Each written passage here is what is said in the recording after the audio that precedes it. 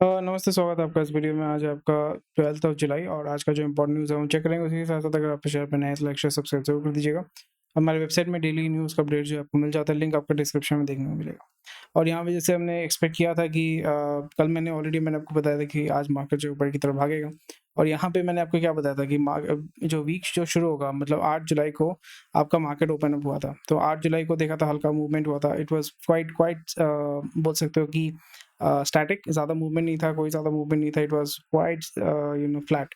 But जैसे मैंने बताया था कि वेडनेसडे के बाद यानी थर्सडे, फ्राइडे जो है उस दिन जो है हल्का-फुल्का आपको अच्छा मूवमेंट देखने को मिलेगा। And it will go up, either it will मतलब 2 ऑप्शन ही होता है, ऊपर-नीचे या सीधा।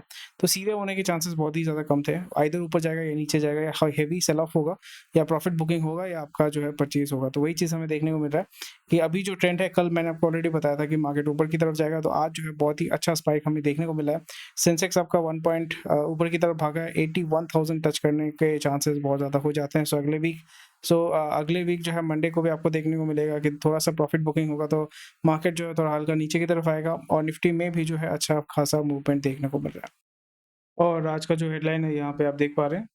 और हमारे वेबसाइट में जाएँगे तो आपको डेली का जो न्यूज़ का अपडेट्स है वो आपको मिल जाएगा। आज का जो हेडलाइन्स है वो भी हम यहाँ पे चेक कर पाएँगे, और जो इम्पोर्टेंट न्यूज़ है उसको आपका बहुत ही डिटेल्स में आपको एक्सप्लेन किया गया है। और अगर आप सारे कंटेंट को एक्सेस करना चाहते हैं, जैसे आज जो कितने सारे हेडलाइन हैं, आज नियर अबाउट आपका 50 हेडलाइन रहेगा। हाँ, 50 हेडलाइन है। AMD to buy AI lab Silo off for $665 million Alphabet. तो ये सारी चीज़ें मतलब डिटेल्स में बात करेंगे, जो इम्पोर्टेंट चीज़ें हैं उसके बारे में हम बात करेंगे। ज़्यादा आज एक्चुअली न्यूज़ नहीं है, बट जैसे आपका वीकेंड होता है, यानी आज फ्राइडे है, तो आज लास्ट ट्रेडिंग डे है इस वीक का। तो जो इम्पोर्टेंट चीज़ें होती हैं, ज़्यादा मूवमेंट नहीं है मार्केट में, एज़ सच उतना ज़्यादा मूवमेंट नहीं है। कुछ-कुछ जगह पे जो है हल्का-फुल्का डिसेंट मूवमेंट देखने को मिलेगा। और यहाँ पे कौन-कौन से indices, Nifty, bank Nifty, Nifty IT, Nifty bank कौन सा क्या मूव करे, उस पे हमें थोड़ा-सा ज़्यादा ध्यान रखना पड़ेगा। बट मोर और लेस अभी जो है पॉलिसी मेकिंग पे सबसे ज़्यादा ध्यान है, क्योंकि आपका बजट जो है वो आपका डिक्लेयर होने वाला है। बजट सेशन, मॉनसून सेशन में आपका बजट जो है वो आपका लेके मतलब उसको प्रेज़ेंट किया जाएगा, तो वहाँ पे एक्सपेक्ट कर रहे हैं कि जो स्पेशली अभी एमएसएमई सेक्टर में ज़्यादा पुश जो है देखने को मिलेगा। एमएसएमई सेक्टर में स्पेशली जो क्रेडिट अवेलेबिलिटी होती है, क्रेडिट फाइनेंस प्रोवाइड करना है एमएसएमई सेक्टर को, क्योंकि वहाँ पे लेबर जो है उसका कंज़म्पशन बहुत ज़्यादा होता है।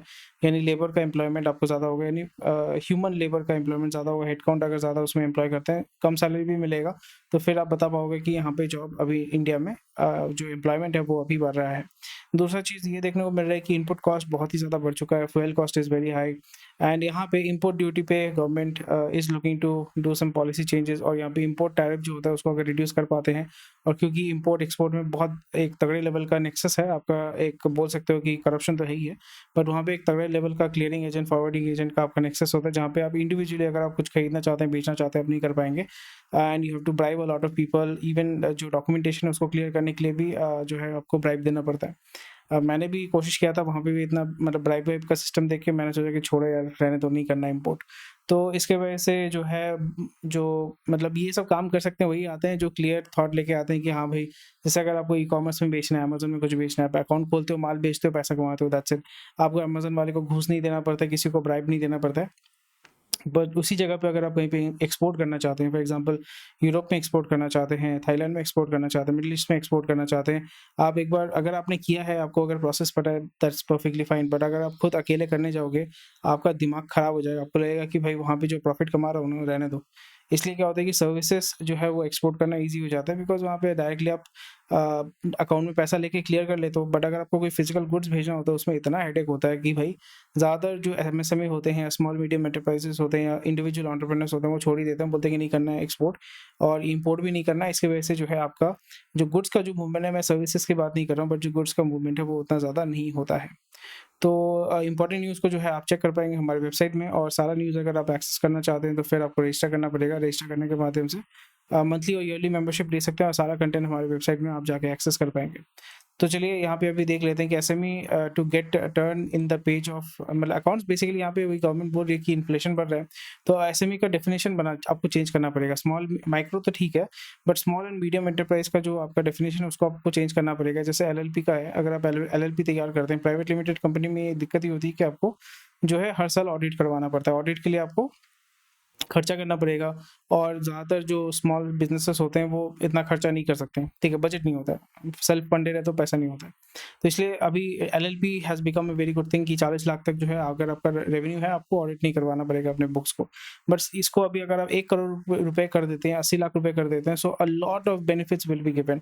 और यहाँ पे अगर आप सिंगल विंडो क्रिएट करते हैं कि ओपीसी रजिस्ट्रेशन करने के लिए एलएलपी रजिस्ट्रेशन करना, सिंगल विंडो सिस्टम हो गया कि आप ऑनलाइन जाइए, अपना पैन ये सारी डिटेल्स आप पुट अप कीजिए और यहाँ पे आप अपना एलएलपी रजिस्टर कर सकते हैं। तो उसमें सबसे बड़ा फ़ायदा ये होगा कि लोग जो है बिना किसी दिक्कत के कंपनी रजिस्ट्रेशन करेंगे और अपने जितना कंपनी रजिस्ट्रेशन होगा उतना वाइट में जो है आपका बिज़नेस होगा और जितना वाइट में बिज़नेस होगा उतना अच्छा होगा। तो ये चीज़ गवर्नमेंट को डेफ़िनेटली कंसिडर करना चाहिए।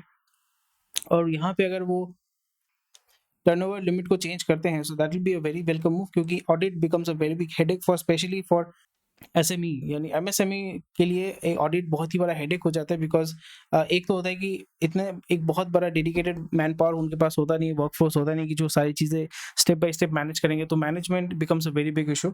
और इसलिए ज़्यादातर जो बिजनेसेस होते हैं, स्पेशली जो एमएसएमई बिजनेसेस होते हैं, विद इन 5 ईयर्स वो फोल्ड हो जाते हैं, नहीं चल पाते, खत्म हो जाते हैं।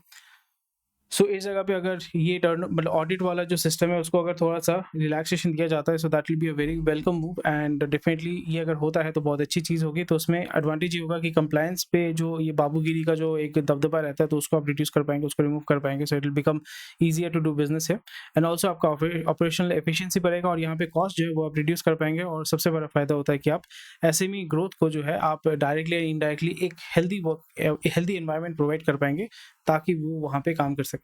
हाइब्रिड का जो सॉप दिया है ना गवर्नमेंट ने कि भाई आपको जो है रोड टैक्स इसमें जो रिलैक्सेशन दिया गया है वो ईवी के ऊपर बहुत ज़्यादा नेगेटिव इफेक्ट डाल रहा है, क्योंकि hybrid is more practical rather than EV. Because EV जो है इट इज़ वेरी एक्सपेंसिव और लॉन्ग टर्म बेनिफिट आपको नहीं मिलता है, बैटरी रिप्लेसमेंट और cost is very very high. तो unless and until you are running at least 50 to 60 kilometres every day, EV really doesn't make sense, right. तो इस जगह पे hybrid has become a very good option. और यहाँ पे market leader कौन है हाइब्रिड में? Obviously Maruti Suzuki. तो मारुति सुजुकी का जो गेम प्लान है वो बहुत ही बढ़िया है कि अभी आईसीई यानी इंटरनल कंबशन इंजन को बेचो, हाइब्रिड के साथ साथ उसको बेचो, फिर उसके बाद स्लोली एंड ग्रेजुअली जब मार्केट मैच्योर हो जाएगा, EV will become more practical, more feasible, more affordable, तो फिर वो डायरेक्ट ट्रांसफॉर्म करेंगे और डायरेक्ट ट्रांसफर करेंगे and they will launch a fleet of EV vehicles in may be a decade और सो, जब यहाँ पे इंडिया में हाइड्रोजन व्हीकल्स या ईवी कौन सा हाइड्रोजन व्हीकल चलेगा या ईवी वाला चलेगा वो हमें क्लियर हो जाएगा। तो उसके बेसिस पे they are going to change the strategy and launch new products in India. So IT company बड़े आईटी कंपनी का हालत अभी थोड़ा सा टाइट है, क्योंकि यहाँ पे वेज का डिमांड बढ़ रहा है, क्योंकि वहाँ पे अट्रिशन रेट भी बहुत हद तक कंट्रोल में है। बट वहाँ पे आपको बेंच में लोगों को बिठा के रखना पड़ता है, because attrition you never know when attrition will go high. और यहाँ पे जैसे मैंने ऑलरेडी आपको बताया था कि इनपुट कॉस्ट अगर बढ़ाते हैं तो और डिमांड तो कम होगा ही होगा, और यहाँ पे मार्जिन भी उनका बहुत स्लिम होने वाला है।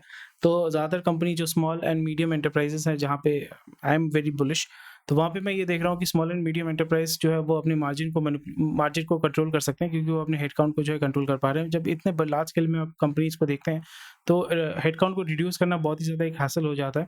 आप रैंडमली लोगों को फायर नहीं कर सकते और रैंडमली लोगों को हायर नहीं कर सकते। तो इस जगह पे उनके पास वो फ्लेक्सिबिलिटी नहीं होता है, इसलिए आपका टीसीएस, इन्फोसिस, विप्रो के ऊपर एक बहुत बड़ा प्रेशर है। और टिपिकली टीसीएस जो है वो गवर्नमेंट प्रोजेक्ट्स को भी हैंडल करती है, तो इसलिए उसको ज़्यादा से ज़्यादा लोगों को हायर करने का एक इनडायरेक्ट आपका प्रेशर रहता है ताकि लोगों को एम्प्लॉयमेंट मिल सके। एफएमसीजी में क्या देखने को मिल रहा है कि भाई रूरल में डिमांड अच्छा है और वो रूरल पे ज़्यादा फोकस करें, और यहाँ पे लो यूनिट पैक्स को वो अभी पुश कर रहे हैं ताकि किराने की दुकान के माध्यम से वो अपनी डिस्ट्रीब्यूशन को, मेनली अभी मेन फोकस है पैसा कमाना नहीं, डिस्ट्रीब्यूशन को इम्प्रूव करना। और डिस्ट्रीब्यूशन अगर आपका बहुत तगड़ा हो जाता है, लोगों का हैबिट हो जाता है, ब्रांड अवेयरनेस हो जाता है, तो फिर आप आस्ते आस्ते जो है प्राइस को इंक्रीज करके मे बी 5%, 2%, 3% इंक्रीज करके जो है अपना मार्जिन भी इंप्रूव कर सकते हैं। उसी के साथ साथ अपनी वॉल्यूम को भी इंप्रूव कर सकते हैं और लोकल कॉम्पिटिशन के साथ बहुत ही आसानी से कम्पीट भी कर सकते हैं। So this is a very welcome strategy, it is a very very good strategy. इससे फ़ायदा ये होगा कि उनका मार्केट एक्सपेंशन होगा, प्रोडक्ट एडाप्टेशन होगा जिसके बारे में मैंने बात किया, और डिस्ट्रीब्यूशन का जो नेटवर्क है वो तगड़ा कर पाएंगे, और उससे जो है जो रीच है वो भी इम्प्रूव कर पाएंगे। सो अमेरिकन टावर कंपनी जो है, यहाँ पे उन्होंने क्या है कि जो वोडाफोन को जो बॉन्ड के माध्यम से पैसा दिया था, सो एटीसी ने जो बॉन्ड में पैसा दिया था, तो अभी क्या कर रहे हैं, ऑलरेडी हमने देखा कि नोकिया और एरिक्सन का जो है उन्होंने बोला कि भाई आपको जो है हम पैसा नहीं दे सकते, पे बैक नहीं कर सकते, तो हम जो है आपको इक्विटी दे रहे हैं। वही चीज़ आपको यहाँ पे देखने को मिल रहा है कि इक्विटी में वो कन्वर्ट कर रहे हैं। So 160 million fully paid up equity shares वो शेयर करेंगे, which is near about 2.2% stake in Vodafone Idea, और फिर इसको होल्ड कर सकते हैं, सेल कर सकते हैं, या फिर और भी ज़्यादा जो है अकुमुलेट कर सकते हैं। It all depends on the company here, that is American tower company या कॉर्पोरेशन। सो ये दिखाता है कि जो वोडाफोन है वो अपना पैसा जो उसके पास कैश है, जो लिक्विड कैश है उसको इनकैश नहीं करना चाहता है, उसको किसी को देना नहीं चाहता, उसको प्रिजर्व करना चाहता है. So it shows that the company is quite resilient and it is trying to survive. But for me, it's something which is very amazing कि ये कंपनी अभी भी सर्वाइव कर रहा है. वोडा का अगर नेटवर्क अपग्रेड करते हैं, it might slow down Jio and Airtel subscriber growth. अभी जो है मार्केट क्वाइट मैच्योर हो चुका है, लोगों के पास ऑप्शन नहीं है. बट जैसे ऑलरेडी मैंने बताया था कि अभी नए नए एडिशंस जो होते थे वो आपको नहीं देखने को मिलेगा, अट्रिशन आपको देखने को मिलेगा या आपका डीएक्टिवेशन देखने को मिलेगा, because having multiple mobile number has become very very expensive, specially for Airtel and Jio. और ये दैट इज़ द प्रॉब्लम.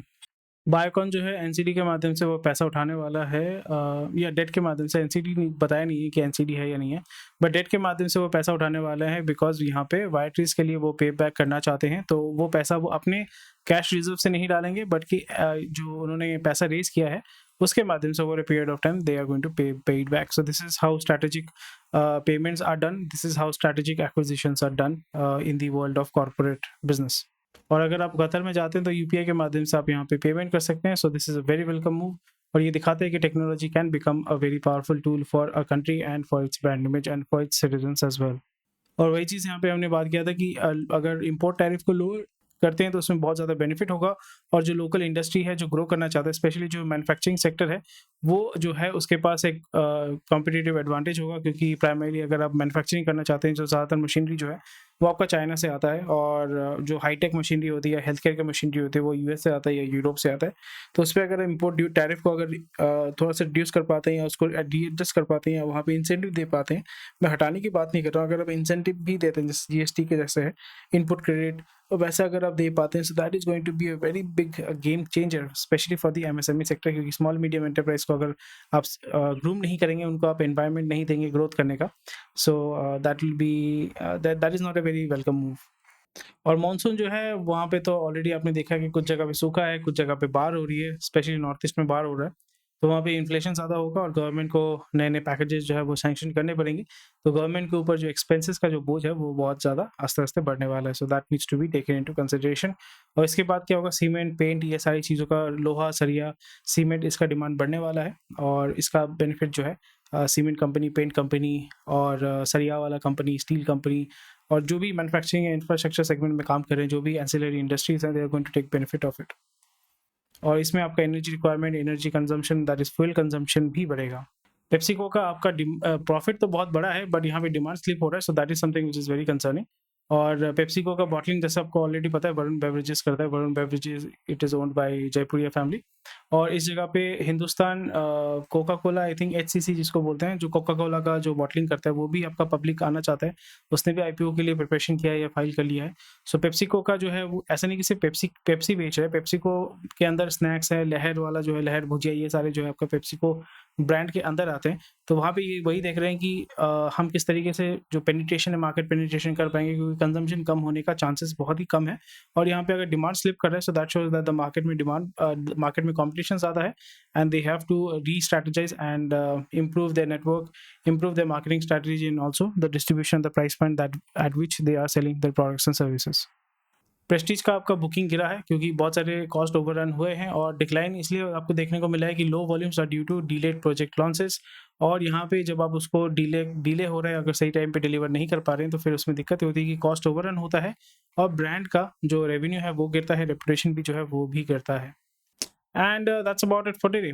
ज़्यादा कुछ न्यूज़ था नहीं, जो भी इंपॉर्टेंट न्यूज़ था वो मैंने आपके लिए कवर कर दिया. कोई भी क्वेश्चन कोई भी क्वेश्चन क्वेरी है तो हमें डेफिनेटली कमेंट सेक्शन में बताइएगा. और उसी के साथ साथ अगर आप इस चैनल पर नहीं है तो आज हमारे वेबसाइट में जाइए, profitnama.com, लिंक आपको डिस्क्रिप्शन में दिया हुआ है. हमारे व्हाट्सएप चैनल को ज्वाइन कर सकते हैं, टेलीग्राम चैनल को ज्वाइन कर सकते हैं, गूगल न्यूज़ में हमें फॉलो कर सकते हैं, वहाँ पे आपको डेली जो अपडेट्स है वो मिलता रहेगा. And that's about it for today. Thank you for watching this video. Take care, bye bye, Jai Hind, and I will see you on Monday. Saturday मैं कोशिश करता हूँ, बट फॉर सम रीज़न नहीं हो पाता है. So I will see you on Monday. And Monday को जो है फिर से मार्केट के बारे में बात करेंगे, समझेंगे, सीखने की कोशिश करेंगे, and will try to figure out कि कहाँ पे इन्वेस्ट, मतलब मैं अगर इन्वेस्ट करता हूँ, मैं इन्वेस्ट करना चाहूँगा, या मेरा जो है आपका फोकस रहेगा. Take care, bye bye, Jai Hind, and have a good weekend.